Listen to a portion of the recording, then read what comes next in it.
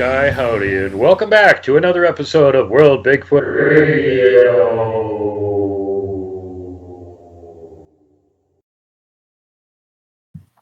All right, everybody, welcome back to another episode of the show. Recording here earlier in the morning, which explains the bright glare in the studio.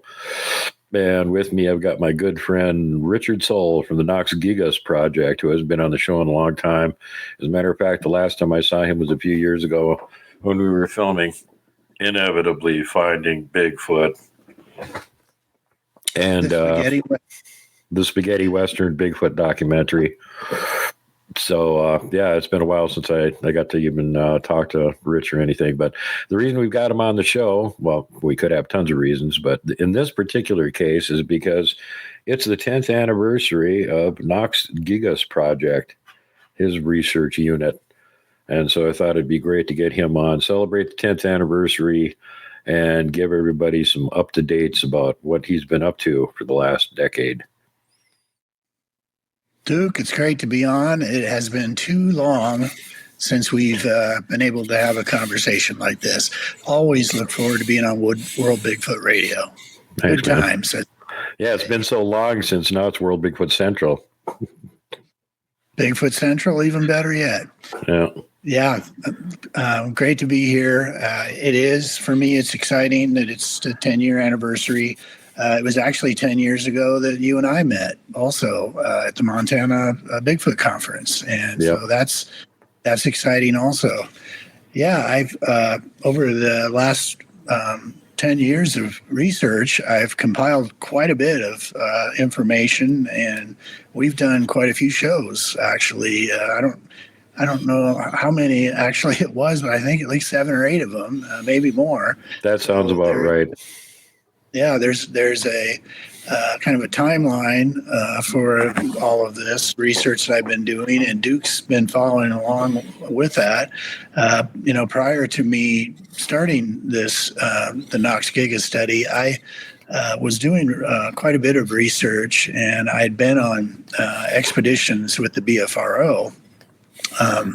Since that time, I started the website because there really, frankly, there was not a lot of the information that I was trying to share. I was able to convey through the blue form that used to be on the BFRO website, and just through having my reports sent when I would go on an expedition.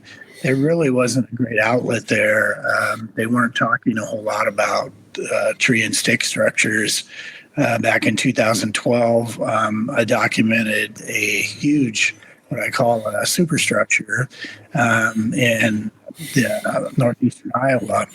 And, those things to me were significant. They were important to have that sort of documentation available for people. And there were researchers doing that, but there wasn't a lot of, I guess, as far as the big researchers, there wasn't a lot of buy-in from that. And so that was one of my first big things as I started doing that, documenting tree and stick structures. And of course, we did a video on that, or did a whole show on that. But the superstructure ones really were particularly important to me because I think they were getting overlooked. There were attention to the smaller ones, just the smaller tree and stick ones. But when you do several full trees together, I think there was a lot of that was getting overlooked, and I drew attention to that. And like I said, we did some shows, but really the first time I documented one was in 2012 at Yellow River State Forest. And it was a very large 2 trees that were each kind of pushed over one way, and one was hung up in a tree like this, and another one was woven in another tree. And some other researchers walked right by it. They didn't even notice it. And so when I saw it, I knew it was evident that was going to be that was a Bigfoot structure. That was a sign of their research. And I immediately, it appealed to me because I felt like the alpha male was most likely making a statement. This would have been something from the most dominant figure in that clan. And This one, I believe I took this in like 2013. I know it was at Yellow River State Forest, and it was along the Mississippi River. The first frame, you can see my buddy Paul is there, and you can see these saplings are kind of woven and pulled through, and then there's one large tree that is stuck on top of it to hold it all together. And as we go back, essentially there was two big trees that were pushed over, one to the right, one to the left. And this is the farthest point of the one that was pushed to the left. And it has all of these kind of saplings woven in to hold it in place. So then, and you can see the size of it. They're very big compared to Paul. The next frame is the tree that was directly the end of it that we just saw in that picture. This is part of it as it projected towards that to the left there, and you can see the arching tree sapling kind of that's held in place there. And then on the ground you can see some supports. You see those branches there on the ground holding up and in support there of that other tree that's curved over. And so that's all kind of built there together to support everything. Interesting. So that was the one side, the left side of this superstructure. And then the next shot is where the origin of these two trees that were pushed over, and you get to see how big they really are. One's to the right, the other one's to the left. And then you see the one to the right, there's a tree kind of arched over. You can kind of see as it's going out of the frame. When you get to the very last frame, you can see how it's used as a support. And that whole tree is pushed over this trail, and then it's got a support of a sapling, and then it's pushed through the top of another tree way up high that is pushed over onto it to hold it in place to support it. And that is made by a very big alpha male, and it took I didn't have the room to stand back and try to shoot a picture of the whole totality, so I had to take 4 pictures to really show what it looks like. But it turns out to a series of 4 pictures, when you put them all together, it's really cool. And so that's a really neat set of pictures. But that was one of the first real big superstructures that I was like, oh, man. People would walk right by it, and I was just like, hold on here.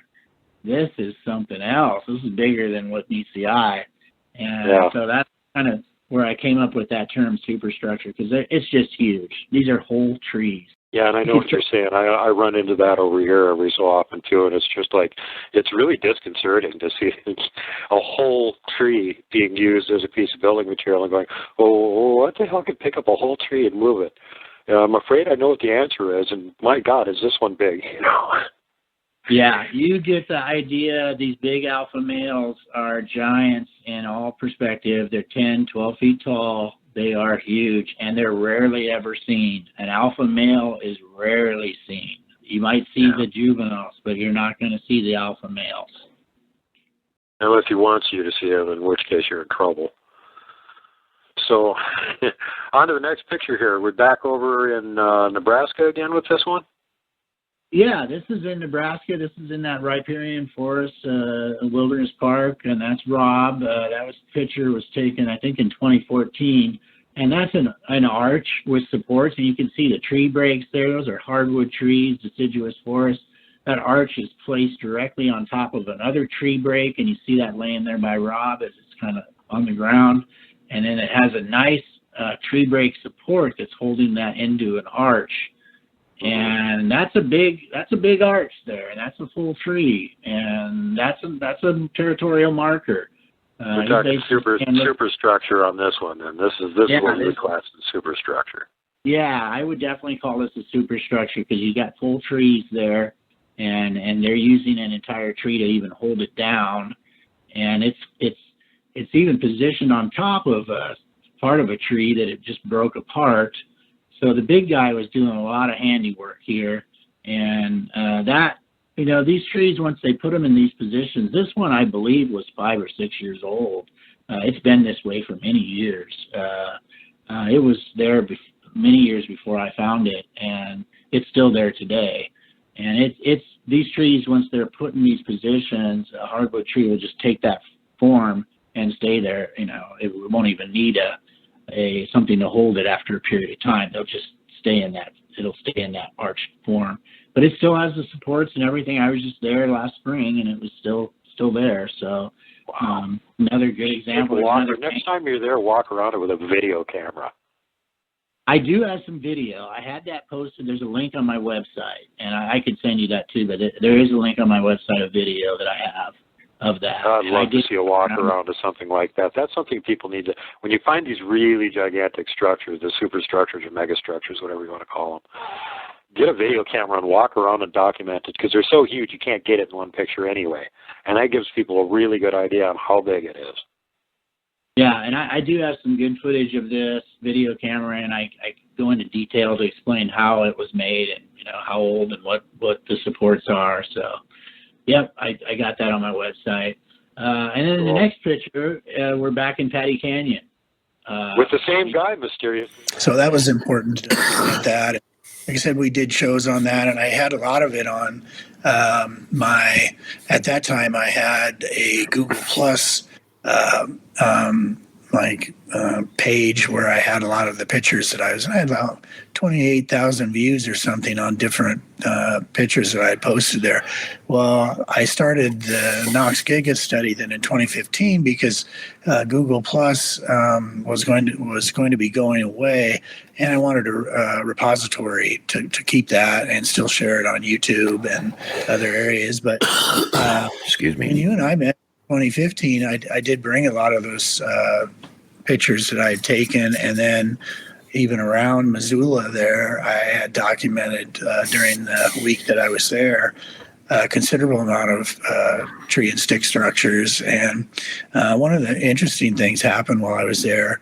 Another story that I can relate to is every area that I've been in throughout the country, whether it was New Mexico or in western Nebraska on an expedition, or even northeastern Iowa, there was always some animal sound that they were mimicking. And so that was something that I picked up early on too. And that was really shared to me by other researchers and the Native American researchers. I believe there was some Apache researchers in New Mexico that had talked to me about that. But the sound that they were making in that area was a crow noise. And here in Nebraska, we hear a lot of owl sounds. Up in Montana. Now, I don't know if you had noticed this, Duke, but when I was there was quite a few dogs that were barking that would be out walking up into that Patty Canyon. And the day that I was hiking up in there was one following us. It was trailing us, flanking us to the left. And it was paying so close attention to us, it was literally stumbling and tripping. But I kept hearing some dog barking songs like farther up the way, and it made me think that possibly is something they could be using there, but maybe something different. But I thought it was interesting that there seemed to be some signaling going on while this one was trailing me, and then there were some dog barks up the way, but there certainly could have been people walking their dog that day. I should point out that as we were going up the hill in Patty Canyon and the situation he just mentioned, when we got to the top of the hill, we split up. And I said, hey, I'm going to go over here and look for tracks. There's a seep over that way. You go check it out, see if you can find anything. So within minutes, I hear Rich yelling, hey, dude, come here, come here. I go walking over to the seep. Sure enough, he's found like a huge 18 or 19-inch track right there. And neither one of us have a tape measure, so he asked me to kneel down and put my hand next to it for scale. And if you want to see that picture, it's in the outro of my show every episode.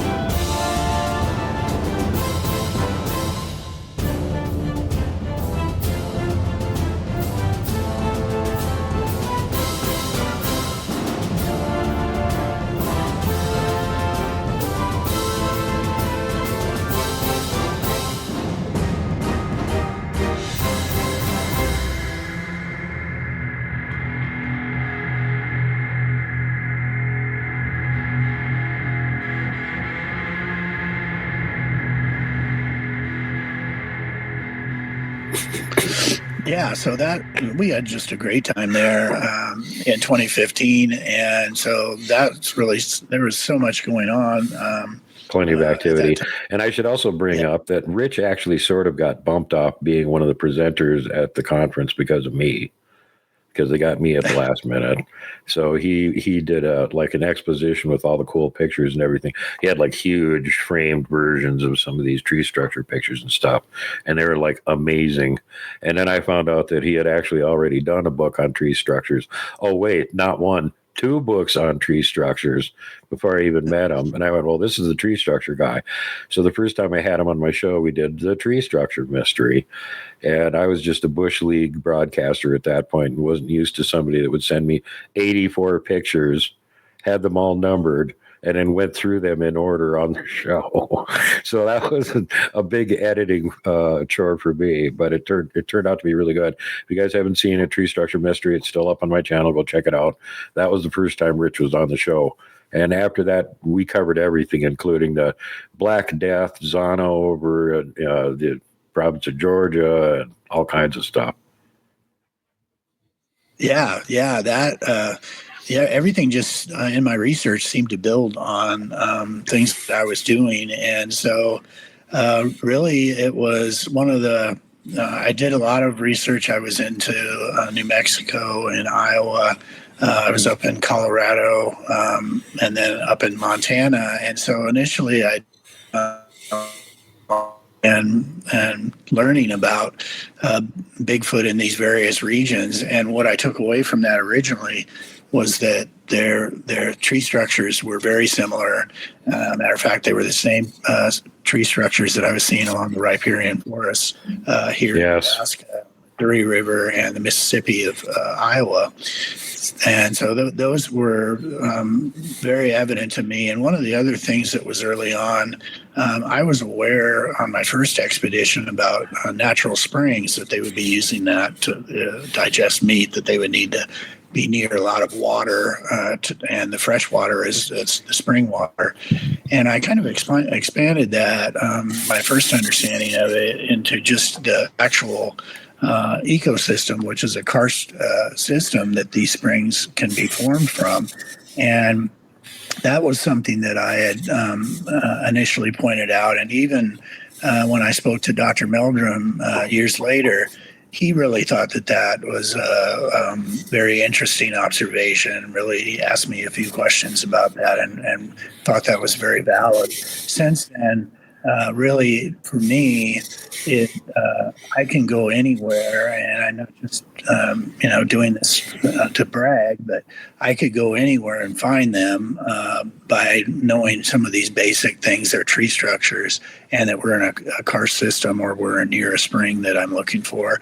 If you give me a map that has topography and that sort of thing, I could absolutely get you in an area where I believe they would be at, and I'm probably like 90% accurate. I might even be underestimating that. On an expedition at the Yellow River State Forest in Iowa, it wasn't in a cave, but it was on a outcropping of a large ridge line that overlooked a river, and a couple of the investigators had found this area, and they had a bunch of scat that was laying all around this outcropping below it. And so they went up to take a look and see what it was all about. And it was just kind of a ledge. But in the wall, in the porous wall of this outcropping, were a bunch of tiny holes. And in these holes, there was acorns, there was crayfish, there was like these little storage places. So literally, if you poke a hole into this Dakota sandstone and store stuff in there, you've got little deposits of food. And I thought that was fascinating. So if they're doing that on this ledge, on a ridge line, they certainly could do it underground. That would not only would it store it, it would dry it too. Because if you think about sandstone, at the point where sandstone gets wet, it falls apart. Sandstone is dry. So if you cram anything with any dampness into a hole in sandstone, the sandstone's going to suck the moisture out of it. Yeah. So that should preserve it and keep it for as long as you need it in there. And I thought that was fascinating. So yeah, I think there's good reason to believe they're doing that in these caves, and that might actually makes sense that they're doing that, and they are able to stay there secluded as long as they choose to. And if the weather breaks and they can get out without making too much notice in where they're at, then you see, obviously we see them out during the winter, have any sighting activity, but certainly they could lay low for as long as they want during a storm too. They have. Yeah, well, I mean, if you think when there's a cold snap, when it's like 20 below for a couple weeks or something, or when there's a big blizzard for 3 or 4 days, they can just avoid the whole damn mess and go underground, not have to even deal with it. Yep. Yeah, no doubt. And these are conducive systems to that, especially if you have running water year round through those karst systems. You don't need to leave the cave. If you got a little stream running through there, these karst systems have wet and dry caves. And so just the one that you were talking about is a prime example of you had water coming out from under the ground and then going back in. So it was running somewhere. And that's a great example of how they wouldn't even need to leave the cave if they got this running water coming right out of it. Exactly. Or if the cave was created by running water that's still running, at that point.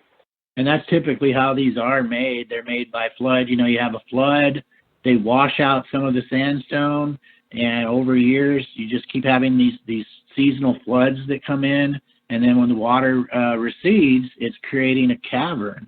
And so you might still have some of this remnant stream running through there, but the cavern just keeps getting bigger and bigger from over the years of water moves tremendous amount of silt and dirt. So you could literally, these caverns are created that way, and some of these things run for miles in areas. So they could literally be accessing these caverns for long periods of without even coming above ground.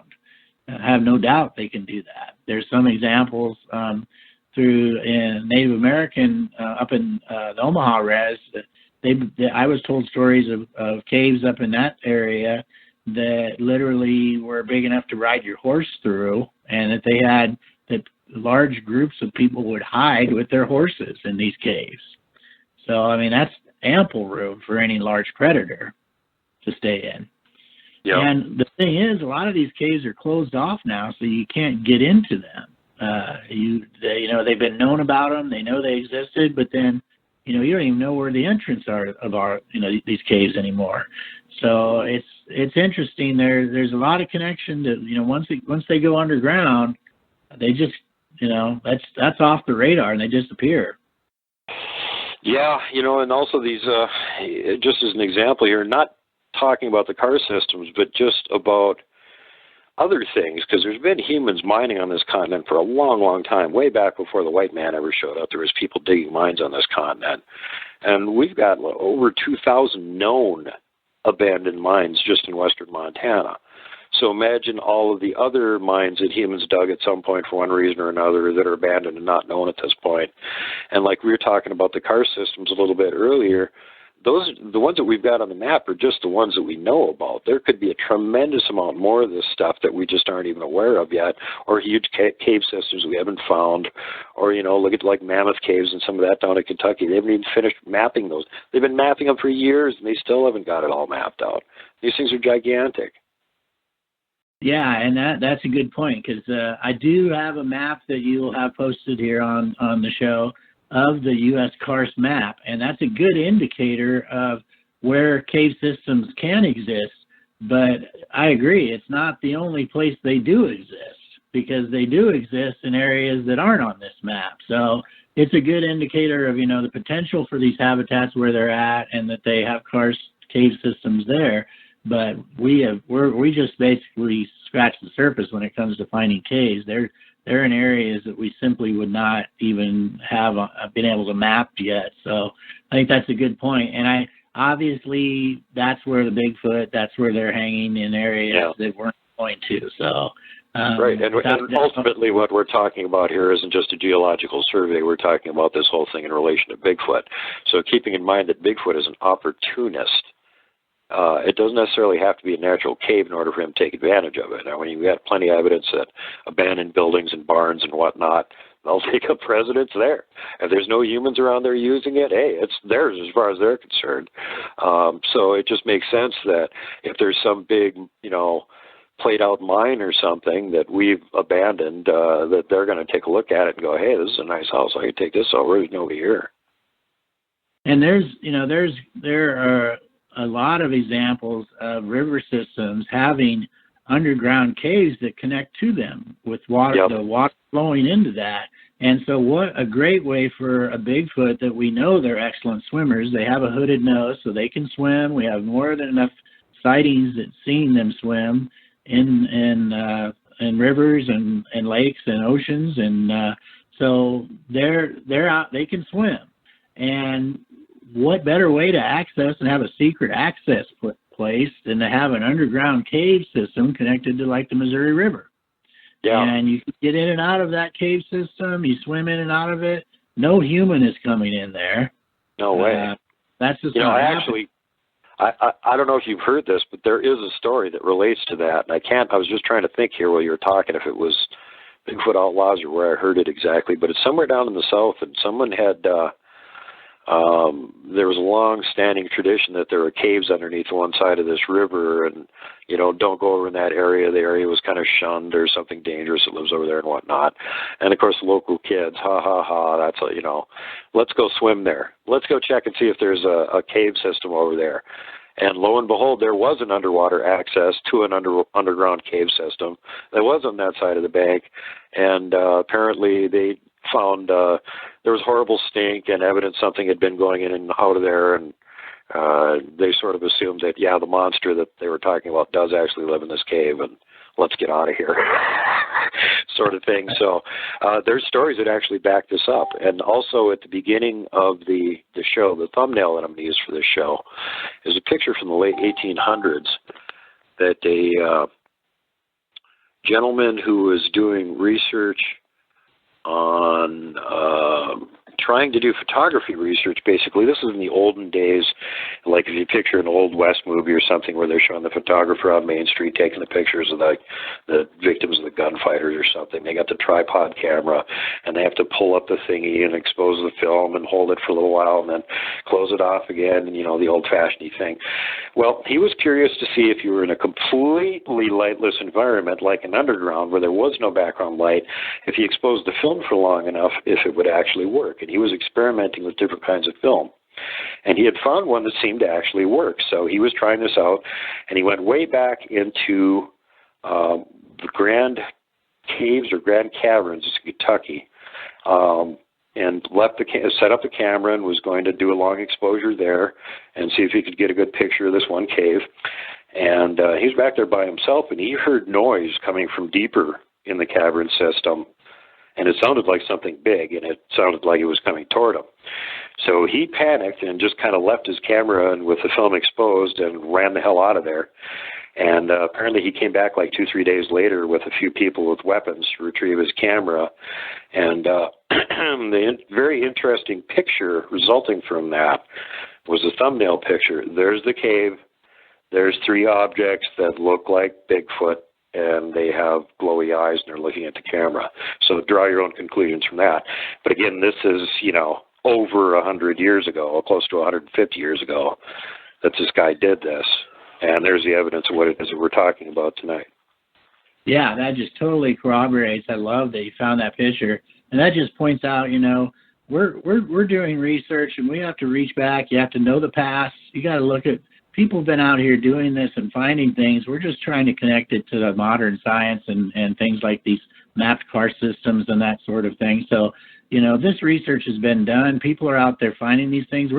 We're pulling them out of the archives and bringing them out to the people. So that's an important fact to know. I mean, that's just awesome to know. Somebody took a picture of eye glow and picture of Bigfoot and caves 100 years ago.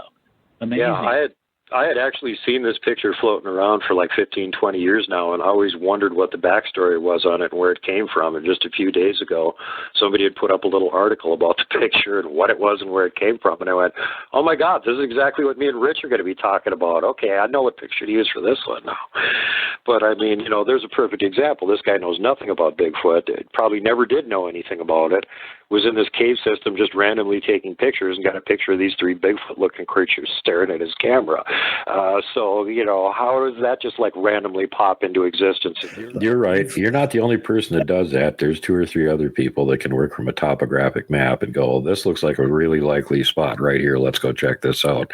And 90% of the time, yeah, they're there. Yeah. And the tree structure thing, I was just down in northeast Utah last month doing some research with Kelly Shaw up in the Uinta Mountains. And I was the spotter. He was driving the vehicle, and I was looking out the window and spotting tree structures. And I spotted a structure complex that looks identical to something that I would see up here in Montana. Gigantic. I even remarked on it. It's like, oh, clearly these are Montana Bigfoot vacationing down here that built this, because it looks just like something I would find in my regular area. Yeah, and that's one of the exciting things early on that I had done when I got into the tree structures is the exact same, the X's, the arches, these sorts of signs that they were leaving was clearly their communication, and they were marking, we haven't totally figured out everything they're saying, but we know that this communication is very consistent from no matter where you're at. And even talking to Dr. Burtsev, that's evident in also in Russia, in other countries. So, and you, Duke, have talked to people from all over. You just recently had the Owlway show. That I'm sure validates much of your understanding of this too. That they're finding the same things. She was showing pictures of arches that she had found, a whole cluster of arches, and she actually had the sense to stand there and turn around and film the area around it, which is all normal woodland. But there's this one cluster of weird arches. It's just inexplicable. Same thing they make here. Yeah. Yeah, so as you know, I covered a lot of that. People can certainly go back and watch our video on that. But that was early on. The karst systems, the tree and stick structures were something I was working on. And then I got into, I had the privilege of getting invited up to the Omaha reservation. And I started doing research with red squatching.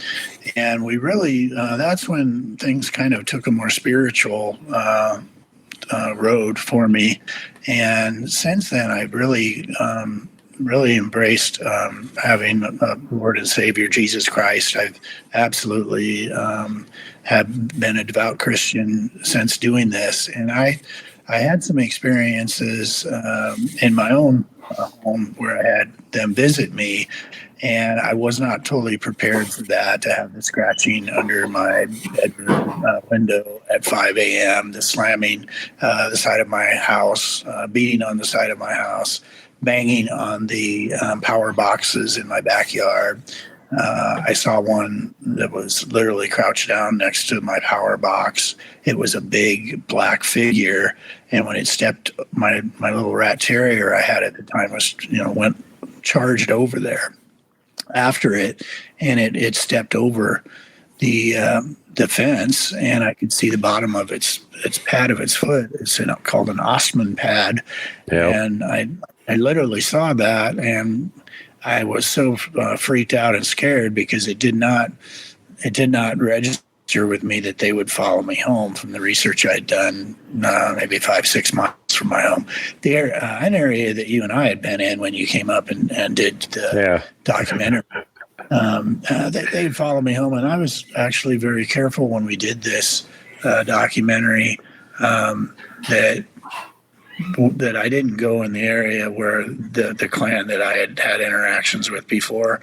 We were farther away than that location, so we didn't actually go to my original area. But when you were here, we did see a lot of tree and stick structures. We actually saw some Bigfoot in that area also. And this is I had these experiences, and they really shaped my opinion that I had kind of gotten into something that I wasn't really prepared to handle. And so I prayed, and I told them one was crawling in my yard. You could hear it was doing like a military crawl in the leaves in the back. First property, a big garden. I could hear that, and I went out and just finally told them, I won't come back to your woods, but you cannot come visit me. And I believed at that time there was 2 of them that were coming over the fence. There was a grapevine, and they were coming over that grapevine and was wearing it down in sections where they would come over. So at any rate, it was a eye-opening experience. And from then on, I stayed out of the woods locally, and I went up to the res with res squatching, and Barry and Dee had embraced me, and we continued the research that I had been doing and just really kind of up and ran with it. One of the early things that I was out with Dee there, and he had an area he wanted me to go check out. It was a sighting recently. There was a tree line, and I thought, I've got this. I know they're high and low frequency. They can hear really low frequency. I've got this dog whistle. Why don't I blow that dog whistle while we're out here and see what kind of reaction we get? Well, so I blew the whistle, and it was an absolute bluff charge from the minute I blew that from the tree line. Dee was startled. I was too, and we both were like, that's not what we didn't want to send that sort of message. So I've conveyed that before, but that was an experience. Like you don't want to make them mad at you and do stuff that's disrespectful to them. And so I learned from that. I don't recommend blowing dog whistles, but it did confirm they can hear. You do these kind of things, you learn something. They clearly can hear high and low frequencies, and they communicate that way. So sometimes, it's fun to experiment with this sort of things, but you don't want to get on their bad side either. So that was fun. Yes, they can hear high frequency. They can hear a dog whistle. And you should also be careful about what kind of experimentation you're doing. Like when you're asked by your research partner to crawl up to the backside of this tree in the thicket, because it's going to be an experiment. We're going to see what happens. Well, what happens is the Bigfoot gets angry and throws a log at the tree, the other side of it that you're hiding behind, as Rich found out. Yes, we had that happen, and then we had he threw some as we left. I had seen that. We pulled up. It was by a bean field on the Omaha res, and we pulled up, and our headlights just before the tree line, one had been either crouched down or standing, and it turned.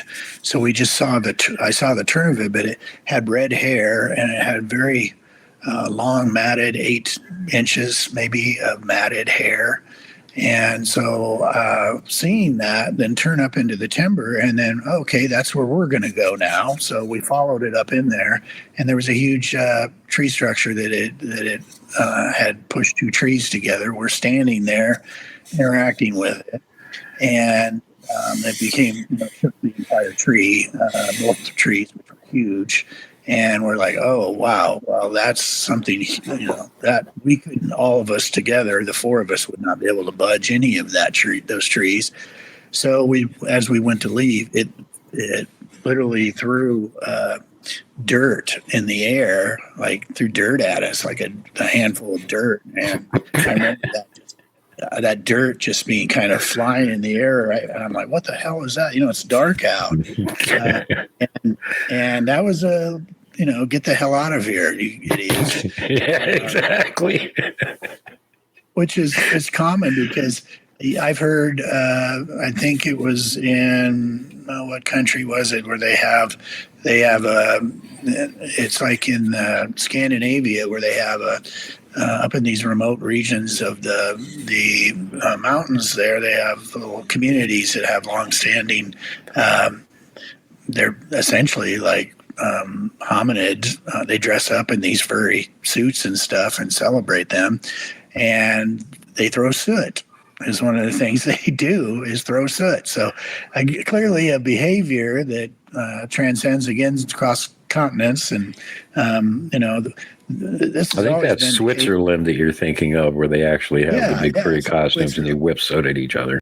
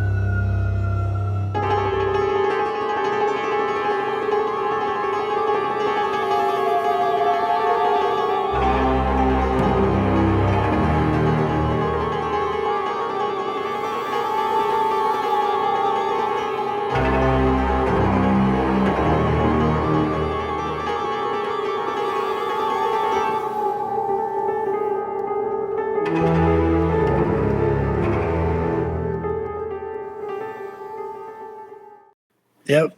I knew it was in Europe somewhere, and I have that on my European history or something on my website. Most of the stuff I'm talking about, you can go back and read in more detail of that also. Just to digress on it quickly, all of the countries that are adjacent to there that have these alpine little villages and stuff all have this weird festival where they dress up in these furry costumes that look a lot like a Bigfoot. And it's not the Christmas devil. This is a completely different thing, and they all call it a different name, and the costumes are a little different, but all in this one region clustered in that mountain area, in all the adjoining little countries and stuff. They've all got the same kind of weird festival, so it makes you think that maybe there's something there behind that got the festival started. Absolutely. And that's another thing that we did an episode with Rich where we were talking about Bigfoot throughout Europe. And we have covered that many times. I've had Bigfoot in Europe, Robert Boston on here, and I've also had Tom Coburn recently doing research by his channel, Trails in the Woods, doing research in a different part of Germany than Robert was in, and several other guests from over there have been on. So there's a history Bigfoot over there in Europe, and most Americans never would think of that. Yes, there absolutely is. And of course, in Europe, you have all of in the churches.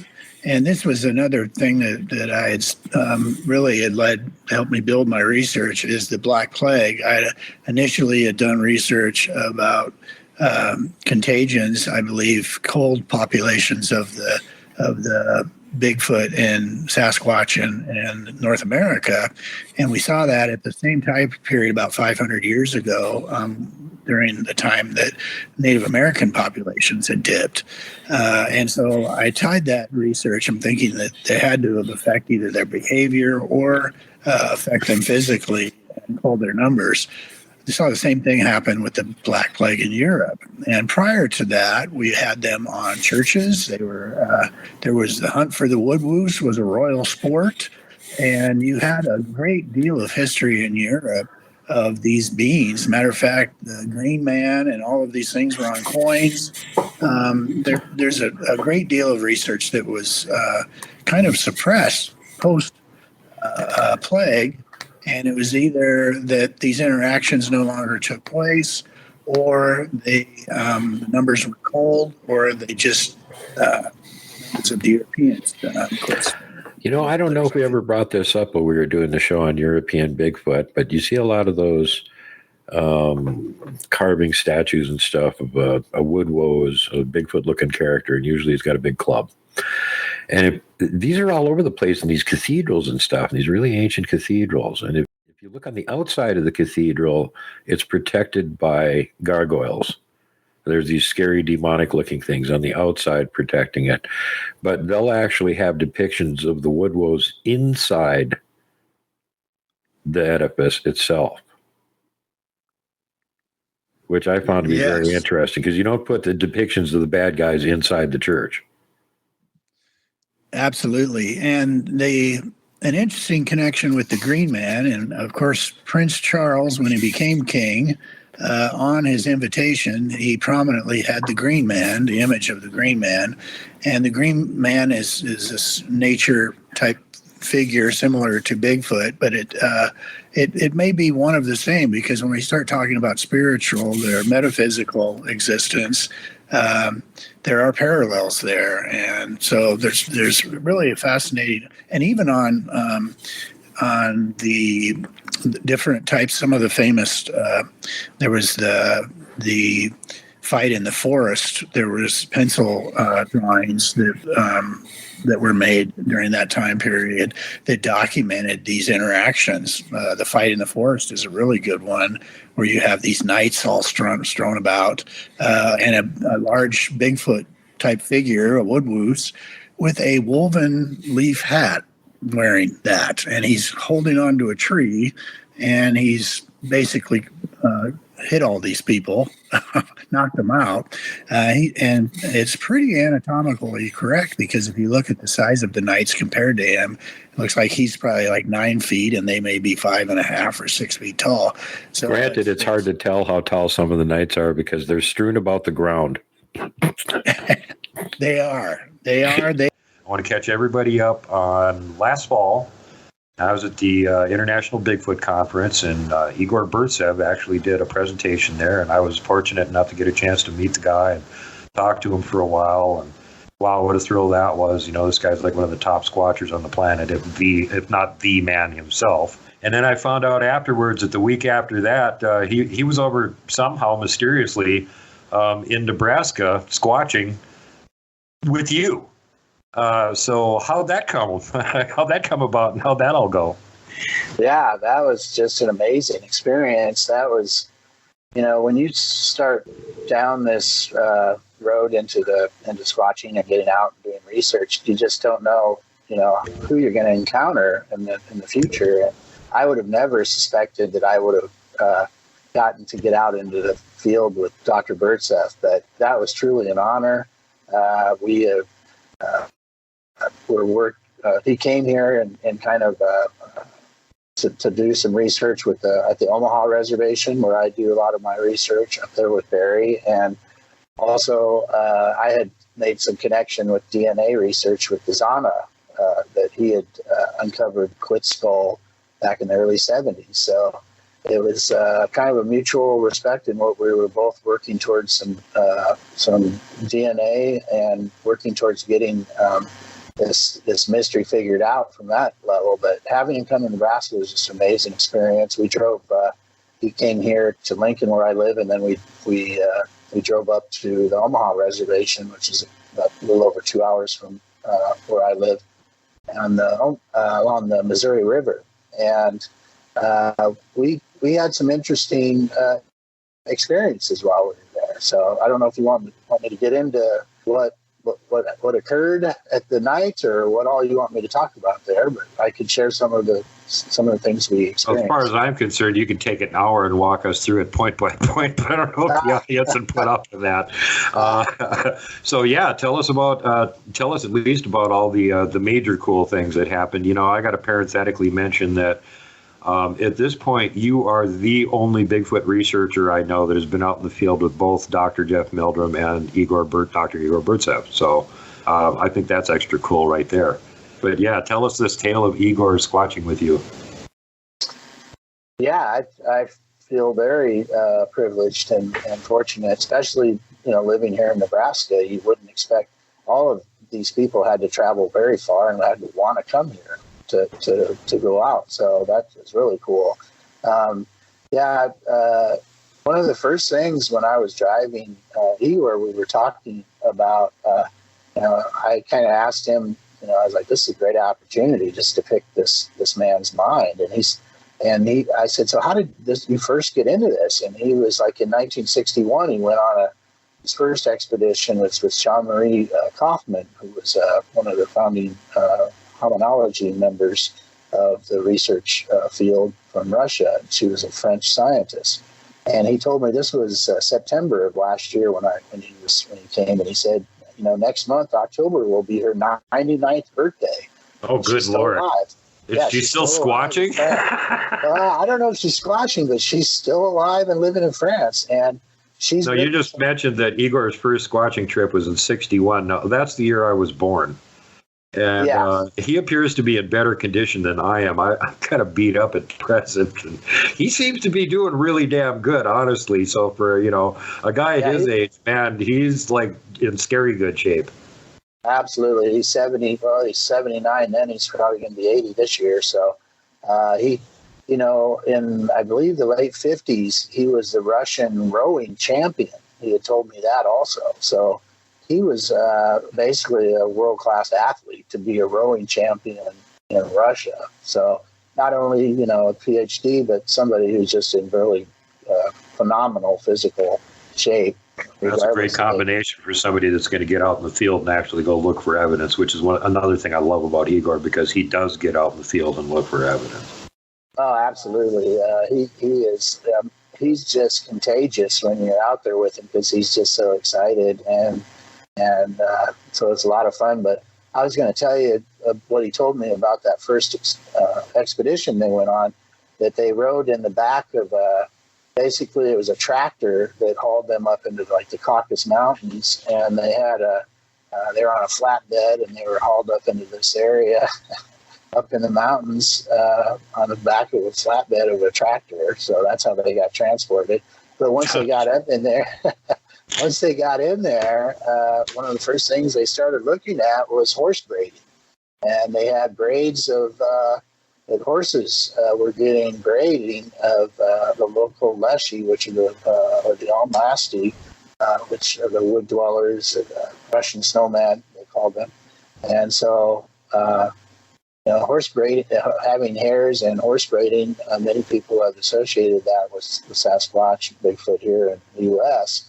Well, he was looking at that back in the early 60s. So I thought that was very cool. And that is something we'll see in Nebraska, too. I don't know if you see a whole lot of that up there if you know people with horses, but that's kind of a common thing for them to be braiding. I don't know if it's the females who do that or why they would be braiding, but they're obviously... Bigfoot Outlaw's got theories about that, and it has to do with horses being molested. And I've had 2 or 3 guests on that have had this done to their horses, including one of them that owned a horse ranch. Fairly well convinced that that's actually what's going on. They're messing around with the horses. Bear will tell you the braiding thing is because they grab the horse's mane with one hand to control it, and they wrap their fingers around in the mane, and it after enough wraps, it makes it look like a braid. It stays braided looking. Gotcha. Okay. Well, that apparently has been going on for a long time because that was something that they had first started looking into. So I thought that was interesting. That was kind of just some of our talks as we were heading up to the Omaha Res. And then when we got there, we spent time with Barry, who does all of the res Squatching, and he's a real good buddy of mine. I'm part of res Squatching, and I go up there all the time with him. So we were able to get Dr. Burtsev out into the bush and do some research, and we looked at, one of the things people don't realize about him also is that the tree and stick structures is something that he's been doing for a long time. He showed me pictures of a researcher in Russia that was doing it, I think even back in the 60s or 70s, but he started officially documenting it himself around 99 or 2000, I believe, is what he was telling me.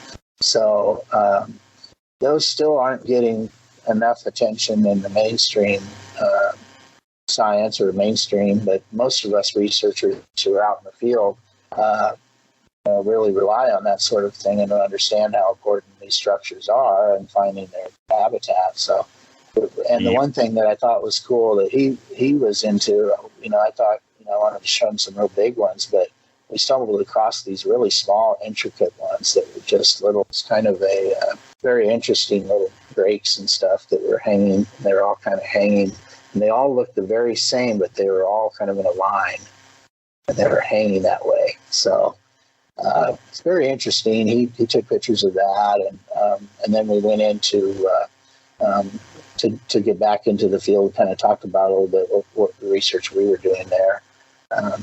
Did he mention anything about rock stacks? Did they pay any attention to that? He did. He has done some research. He had a book actually at that time that he had published that he was just bringing here, and what he wound up, he has some in that about rock stacking, but we didn't talk about too much about that while he was here. But he did have a very interesting amount of research of all that sort of thing. But what we did during the day, we with Dr. Burtsev, we had kind of a meet and greet, and he told us some stories. And one of the stories he told us was about in Russia, there was a lady, and it wasn't too far from Moscow. I think it was within 50 miles of Moscow. that he had followed up with a report. And this is kind of what he does. He lives in the city in Moscow, and him and Dmitry Banov, and they're in the Darwin Museum there. They have their office and work out of that for the International Hominology. And so he had to, when he gets information and leads, he leaves Moscow and goes out into the hinterland there of Russia. Well, he was going to check out this lady had a sighting. And she starts explaining it to him. She was in her garden. And this is what I thought was very intriguing. He said as she was gardening and she looks up and sees this large hairy creature standing there. And she became very concerned. And all of a sudden, it started to disappear kind of in segments. And it disappeared right in front of her down to its leg. And then its leg disappeared. And I was very kind of shocked that he would just be, so open about these sort of stories, and really matter of fact that this is, what she was we would saying. consider to be extreme woo-woo here in the West, and would be mostly just ignored. Yeah. And so here, one of the preeminent researchers in the world just has no trouble talking about this sort of thing. So I thought, wow, that's just amazing.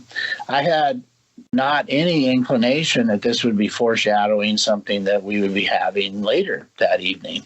And this is something, again, that it's kind of a quantum entanglement. I don't know how to explain it, but when you are in this research, it just seems like things kind of build on each other, and something that happened during the day or something that happened, a few days before that might be foreshadowing something that's going to happen very soon. So synchronicity.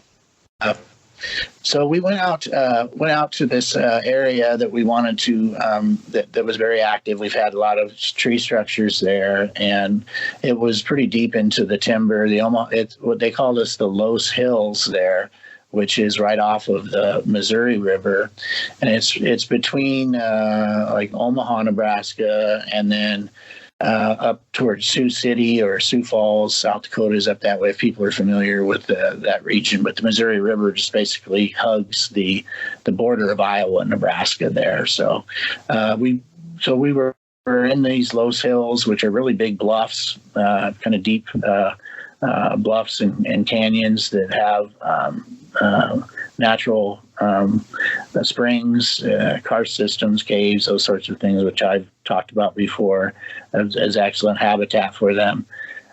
So we were in this area, and there was a lot of structures, and we had just got there. And Barry likes to, he speaks the Omaha language, so he wanted to introduce Dr. Burtsev to the local Sasquatch there, or the Sea-Tunga that they refer them to in the Omaha language. And so he is talking, and I decide, well, I'm going to do a wood knock and just see if we can get some activity, to get some confirmation. And so I did 3 wood knocks, and the reason I did 3 is because I truly believe they keep an eye on you while you're in their woods, and they kind of know how many people are there, or at least if you're moving around, they're kind of knocking to inform other Sea-Tunga or homids in the area that you're moving from one area to the next. So I did 3 knocks to kind of acknowledge that there's 3 of us here. So I did, 3 knocks, and sure enough, we get a return knock.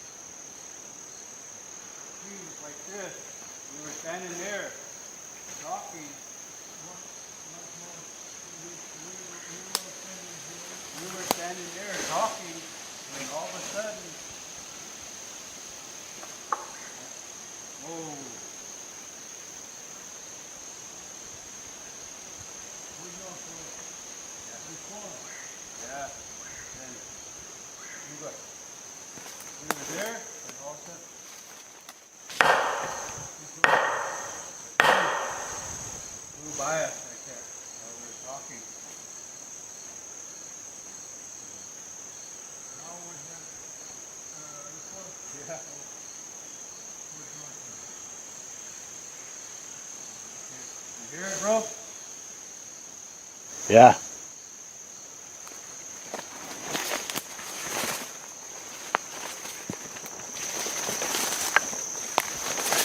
I recorded it. Good. Hey, this is sacred land, sacred area. So, Did you guys hear the wood knock? yeah, I thought you threw over there. Dr. Burtsev was right there. And he was like, yes, I heard it. His hearing's not as great, because he's almost 80 years old. Yeah. So, but he did hear the return wood knock. And so we told them at that time that this is Dr. Burtsev. He came all the way from Russia, very long away from here. And, we respect him very much. He's an honored guest of ours. We want you to come and meet him. And we're going to be back tonight. And we expect you to come and greet us because we're here to see you. He's come here to see you. So, we really made an effort to communicate with them that, we're going to give you time to prepare for this, but we're going to be back here tonight and we're bringing Dr. Burtsev with us. And we would like for you to come and greet us. So we were kind of setting this up for something in the evening to happen. And when we came back that night, so, fast forward then, just to kind of tie all this story together, we did go back there then probably about 2 a.m. And on our way there, Barry was singing a song, and I can't remember the name of the song, but it has to do with the Setonga. It's in the Omaha language, and that we're happy to see you. We want to see you. Something just kind of repetitive. That, and Dr. Burtsev was singing along with him. I have this recorded, but I haven't been able to edit in a while because my computer's been broke. So I have like a 6-hour recording of all this sort of stuff, but I need to break it down. But it's just awesome. You hear Dr. Burtsev singing this song with Barry, and, it was a very happy kind of experience as we're driving along in my Jeep in the dark. And as soon as, we get closer to the area that we're going to be getting out again, where we had that wood knock return during the day, and I had we had my windows down. We were in my Jeep, and I usually have my recorder running all the time because usually stuff happens just before you get out of your vehicle. Well, Barry started seeing. We call this eye glow. Other people call it eye shine, but I truly believe it's actually some bioluminescence. But anyway, he started seeing some of that, so we stopped, and there was some kind of closer to the road, and we were trying to show that, but then they kind of faded back. So then we went on a little longer, and when we got to that location, we all got out. There was actually 4 other people with us that had came with us that night. And so there was 2 vehicles there. So we all kind of gathered around together. And when we go into, typically into these woods, we usually don't use any of our equipment. We turn all of our lights off and everything. At this particular time, though, Barry had a like $4,000 monocular that was the local police had, and they let us use it on to do a little scanning around while Dr. Burtsev was here. So we showed it to him, and he was pretty into it. It was a very small one, but it was very high powered. You could see about everything, and I kind of regret doing that because when we got out there, things started happening right away, and he was kind of scanning around with this little monocular. But the first thing that I noticed as we all get to this location, we all come we come into this area that we were at, was it's like a blue type of light that kind of just filtrated through the timber, and it was probably about 100 yards from us. And I had never seen anything like this before. Now, I've heard many people talk about it, including the first expedition I was ever on. They talked about orbs and stuff, and I was like, wow, I really have a hard time believing this. But until you experience this yourself, I could see people doubting it. So I totally can relate to that. But what people need to understand is that the duality of this hominid, of Sasquatch that we're studying, that there is a physical and a non-physical side to it. And we have to, if you're going to truly study this, you have to look at the whole thing. And that's something that I felt Dr. Burtsev is such a pioneer and so open to that. Just have so much respect for him for being that way. It really imprinted that onto me that, I just got to be open-minded and move with and go with it. So I'm watching this blue light kind of filter through. It's almost kind of like a little fog coming through, but it's a blue color, and it's filtering about 100 yards away. It filters past us, and I'm like, Barry, do you see that? And he's like, yep, I saw it. And he told me later that he believed that is when things start to cloak. And he said that actually there may have been many of them there with that amount of blue light filtering through there. There was probably quite a few of them that were there. So a little while later, we are standing there, and we Barry introduces Dr. Burtsev, and he's there with him, and we basically Barry asked them to come forward. He's speaking in the Omaha language, that we're here and we want a sign from you, but we also want you to come forward. We want to see you. We want to meet you. And I at that time it is very dark there. It's absolutely dark. We don't have any lights on. We had all of our equipment turned off by then. And Barry starts saying, "Do you guys see this? There's something here. There's a couple of them right here." And I'm standing next to Barry, and he starts telling me that one of them's trying to reach out to him, and he's kind of sucking like he's sucking his stomach, and like he's kind of like concerned. And so I put my hand on his shoulder, and I said, "It's I'm here, it's all right." I was like, I can't see anything. And he put his hand up in the air, and as high as he could reach, and he said, "You got to look up." And so all of a sudden I look up, and that's when this outline, and the only thing I could say, Duke, that I had any reference to was the Predator movie. I know it sounds corny, but in that Predator movie, when they are translucent, imagine something being completely dark, but with a translucent form there in front of you. And it was about probably 9 feet tall. The actual what I was seeing was just kind of an outline of what would be probably his head and shoulders. And so it wasn't like you could just see this round head. It must have been the hair and stuff, because it was just this big, huge figure in front of me. And when you're looking up, now I'm only within probably 3 feet of this in front of me. And so I literally have to look straight up to see it. When you're in that situation and you see this, your mind, at least in my mind, is questioning, is this my glasses? Is there something on my glasses? What is this?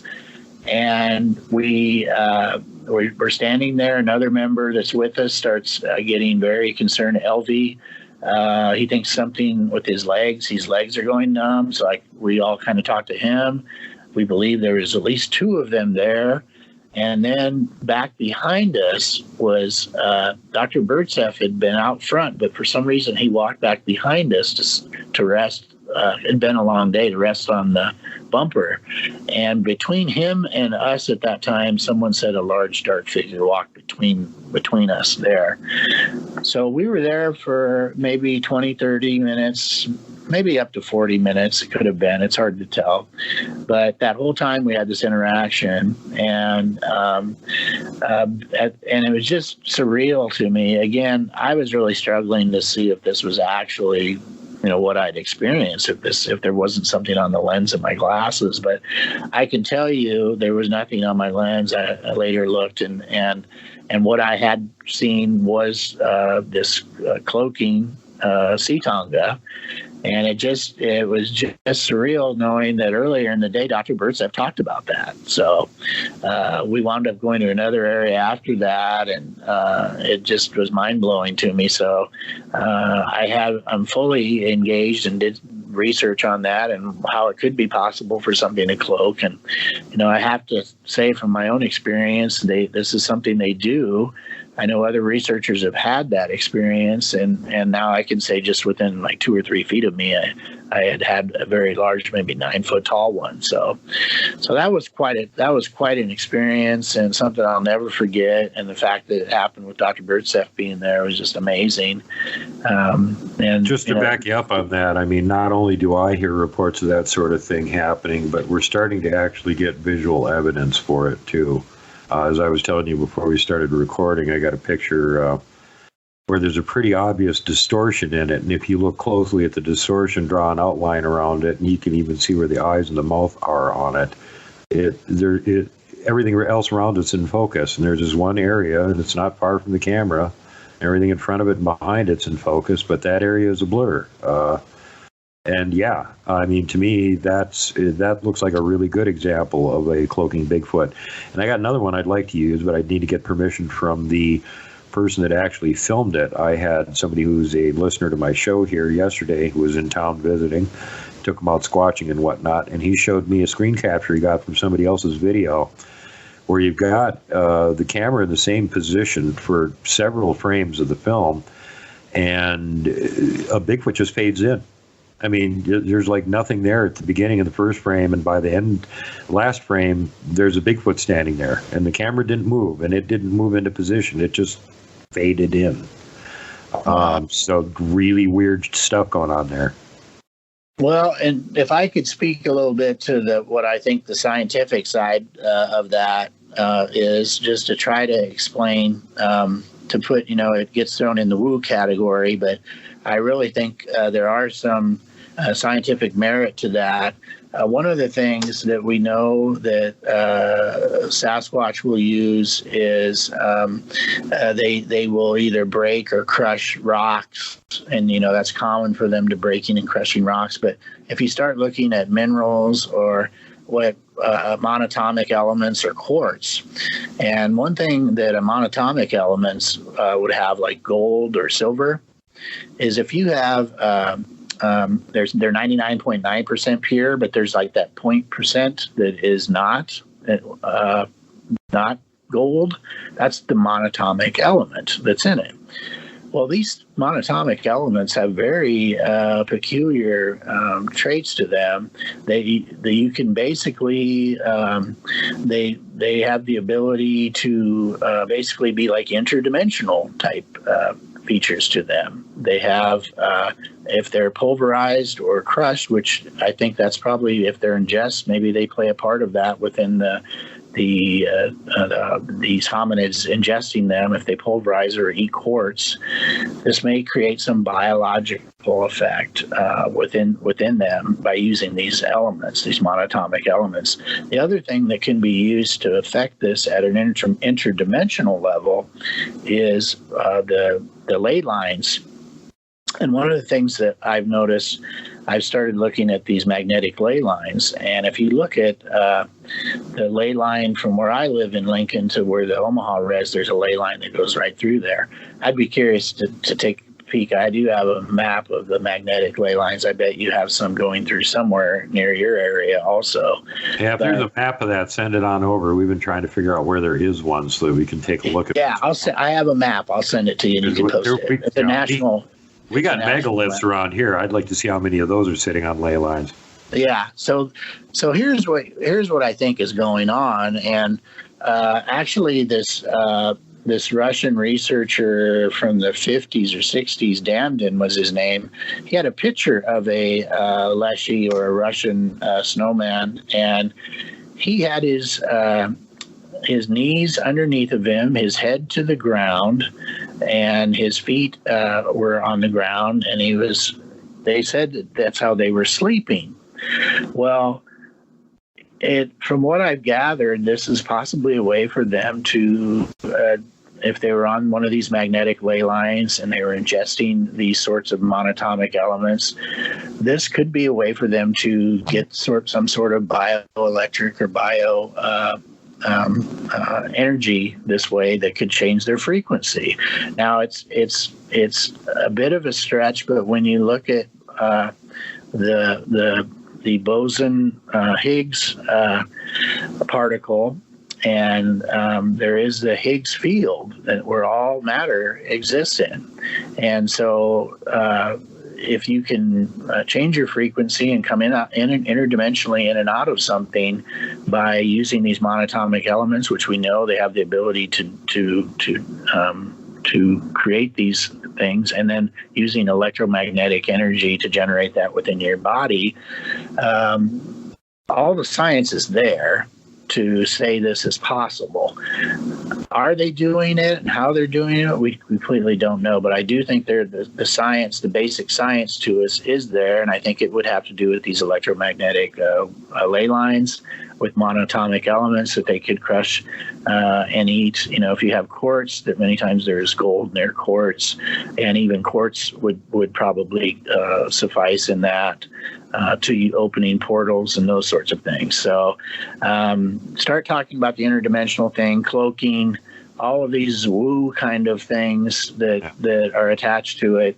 Let me back you up on this for a second before you go on. Yeah. The quartz thing, just about every hotspot that I find out here where there's consistent Bigfoot activity, there's quartz. It's either lying on the ground, there's huge quartz deposits, it's all over the place. Perfect. And where there's quartz, there tends to be gold also. Exactly. And that's why probably a lot of abandoned gold mines that have rumors that, haunted by Bigfoot, and Bigfoot's protecting the old miners' gold, they aren't interested in the gold all that much. They want the quartz. Quartz tuners, in an old-fashioned radio, the dial is quartz. That's how you're changing the frequency. So this is exactly the same thing that we're talking about. Another thing, both bear and cat have seen Bigfoot lying down in that position with their foreheads on the ground. Yeah. And cat, for her part, claims that what they're doing is they're recharging. They get on a ley line and they put their forehead on it for about 15 minutes, and it recharges the energy in them. And then apparently if they've ingested the quartz or whatever, they can use that energy plus the quartz to pull off their little maneuver and cloak or fade away for a period of time. They can't do it forever. But it's like a for a little while, electric biology thing. Yeah, absolutely. And then when they run out of energy, they go back to, again, like the ley line or whatever, and put forehead down on it, soak up some more energy, and then they're charged to do a little trick again if they need to. Yeah, I think that's exactly what's happening. And I'll send you a picture. I might have already done it, but you can post it when what we're talking about. And there was this Damden, it was his name, it was a researcher, and he had a drawing. It was a drawing of them doing this exact thing, laying down like that way. So they're doing that in Russia. They were doing that 50, 60 years ago. And so I have no doubt they're still doing it. And that's kind of this, the secret to this, that there is some biological, there's some scientific evidence that this is possible. So I don't think, you can totally throw this and say, it's woo, and that I think you have to accept that this is a part of the duality of their existence, that they have these non-physical things that they can do that most scientists don't want to address, but right. We're here, and I think you've got to talk about it. You've got to, because anybody that's going to be doing this research is going to experience it someday. Now, I know there'll be people listening to us today that does not believe this, but I will tell you, someday in the future, if you keep doing this, you're going to say, "Oh, Duke and Rich were right. I'll be damned if I didn't see something that was strange out there." Yeah. And it's something that's inevitable. So the other thing I wonder about, Rich, with their little cloaking trick, how much the weird construction of their hair has something to do with it, because hollow, transparent, it picks up the color of whatever it's next to. You wouldn't think You know, I mean, they wouldn't like need a full-on cloak with an ability like that already. It wouldn't seem like it would take that much more to make them completely fade away. Absolutely. And there's a color that I think the government came up with called Fanta Black. And that color is used because it does just, you can literally, if you were to paint yourself all black and stand where it's being painted, you'd disappear. So certainly colors and our ability to see that doesn't make it very difficult for them to cloak around us if they can do kind of a chameleon kind of like thing and assimilate other colors that are near them. I don't know. That's what I'm saying. I mean, you know, if they're going to stand out in the open and fade away, that's cloaking. But just for natural purposes and stuff, if they're sitting underneath a tree and most of them are black furred anyway, they look like a shadow. You're not going to see them. And to break up their outline, maybe they got their arm on the tree. So part of their arm is blending with the tree because the hair color is picking up the tree's trunk color. Part of them is sitting up in the canopy of the tree where the branches are, so it's looking a green color like that. So you're not even seeing their outline like you would see a human's outline. You're seeing pieces of it, and the pieces you were seeing just look like a black shadow. Absolutely. So their ability to simulate and just kind of, I mean, we know that in nature you can walk right by a fawn in the bush. So they're not blending or anything. It's just their camera pattern's so good and they're not moving. You don't even notice them. Absolutely. So we're just, we are not the most inept people of seeing things and using our senses. We just don't have it. So it's not very hard to trick us in the wild, and I suspect they know that. Another thing is, it's interesting. Typically, they'll stay. They try to stay a good 70 yards away from you. If you're out in the woods and you have some trailing you or whatever, a lot of times they'll stay about 70 yards away. Well, if they're doing that, most cameras, I don't care what camera you're using, unless you've got a really good zoom, any kind of pictures you're going to be taking is just going to be blob squatch. It's just not going to be clear enough from that far away. Yeah. And they have the Patterson-Gimlin film was an 8mm, so that was really good. But most of the stuff that we have today, even though we think we've got great cameras and stuff, just take a picture of something from 100 yards away, and it's still not that. The pixelization is not that great unless you're using a really good camera. And let me refer everybody to a show that I've connected to my playlist from Modern Explorer Mateo Arguello over there in Colorado, who actually did a short subject on why the hell is it so hard to get a picture of Bigfoot. And he used his girlfriend as the example of Bigfoot and just let her run around and tried to get the camera to like autofocus on her and stuff. And it was the usual, pathetic, you can't get a decent picture of anything. Blob squatch. Sort of That's situation. Exactly. And this is with a human. It's during the day. He knows she's there. She's wanting you to take a picture, and you're trying to, and you still can't get it right. Yeah. I mean, people need to understand that just the nature of them being far enough away, and our cameras still are not capable of taking great photos that way. It's just not set up that way. So, it's, I know people get like, well, why can't anybody get a good picture? Well, if you're going to be criticizing people that way, you need to go out and try it yourself, because it's not easy at all. Yeah. Get out there and then show us your good pictures, and then you can tell us all how we suck, but until then, shut up. Definitely. So, as for Russia in the past centuries, there was people when they were interacting with the church regarded any relationship as a great sin. This attitude was reflected in a Belarusian folklore by an incantation, an enchantment, which is a kind of instruction to a young peasant, telling him what to do if he is accosted by a ruskalka, which is a female hominid. And it is pointed out that the man should not look at her, but at the ground, and say the following: water dweller, wood denson, wild, unruly, and whimsical girl, go away, get away, don't show up at my homestead. I kiss the golden cross and abide by the Christian faith, so can't mix with you. Go to the pine forest, to the forest lord. He has prepared a bed of moss and grass, and is waiting for you to mix, or is waiting for you there. So you are to sleep with him, not with a Christian like me. Amen. So That was like 1893 that was actually printed, but it was much longer ago that they were using this sort of thing, but they probably still was a part of that sort of, this was a Belarusian folklore incantation. So this would have been something the church would have been ordering people to do. You should not be interacting with them. And it's interesting that the incantation is against being molested by a female Bigfoot. Yeah, this is something a male a young boy would say to a female. Yeah, that's here in North America, it seems to be just the opposite. I mean, that does come up, but usually it's the male Bigfoot picking up women and running off with them here. Yes, and I think when that's definitely something that we've seen within the Native American culture, and quite possibly even to modern times, there could be people disappeared in those situations that have been ran off with, and we certainly don't know all these missing people, but there's certainly some could still in those situations be that way. The DNA side of it, if you want me to get into some of that, or yeah, you got any more Russian folklore? Is there anything else to share there? Because I'm fascinated by that. I mean, like we talk about like. So make sure that you're kind to everyone. Safety first, last, and always. Pay it forward. Don't be mean to people if you don't have to be. Don't flip off the mountain giant. Don't poke Dogman with a stick. Don't punt the puck, would you? And for God's sake, whatever you do not hug the Wookiee.